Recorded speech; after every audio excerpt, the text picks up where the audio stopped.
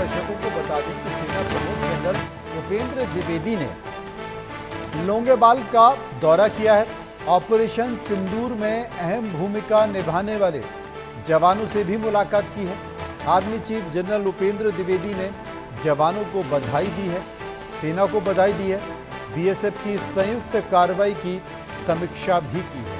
और आप जो तस्वीरें देख रहे हैं ये वही की तस्वीरें हैं जहां पर army chief general Upendra Dwivedi ने सेना और बीएसएफ की संयुक्त कार्रवाई की समीक्षा की। ब्रजेश जी हमारे साथ मौजूद हैं। निश्चित तौर पर जब इस तरह की तस्वीरें आती हैं तो फौज का हौसला बढ़ता है और तब जबकि आप सफल हो चुके होते हैं आपकी वाहवाही होती है। लेकिन जिसका जिक्र तपेश जी कर रहे थे कि भाई चाहे वो L-70 एयर डिफेंस गन हो या फिर आकाश हो, तमाम ऐसे देश हैं, ये तमाम हथियार हैं, ये असली जंग में ही इनकी समीक्षा होती है और वही पता चलता है कि भाई इनकी मारक क्षमता कितनी है, ये सफल कितने हुए हैं। और यही कारण है कि अब तमाम जो देश हैं वो बहुत सारे ऑर्डर दे चुके हैं और मुझे लगता है कि बहुत सारे ऑर्डर वो देना चाह रहे हैं क्योंकि उन्होंने इसकी सफलता को परख भी लिया और देख भी लिया।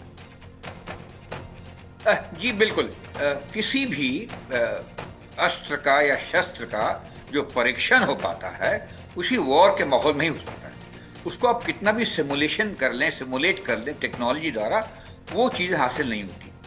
लेकिन फिर दो चीज़ बहुत ज़्यादा इम्पॉर्टेंट है, कोई नई इक्विपमेंट आना, नई सामग्री आना, नया शस्त्र आना, तो उसमें एक इंडिविजुअल कुशलता बहुत आती है। जो ऑपरेटर उसको हैंडल करता है या जो टीम हैंडल करती है कितनी बढ़िया से कर सकते, वो बहुत इम्पोर्टेंट है। और उससे कहीं ज़्यादा इम्पोर्टेंट है हमारा जो सिस्टम है।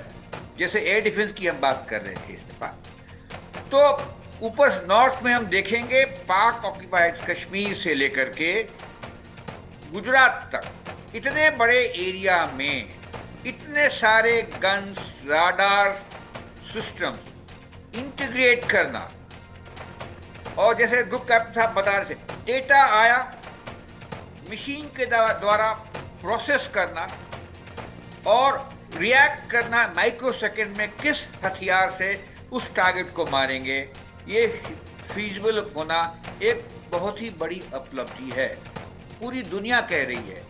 वो 27 मिनट जिसने एयर डिफेंस या एयर वॉरफेयर का पूरा खेल बदल दिया है, जो रात को 9-10 तारीख के बीच में हुई थी।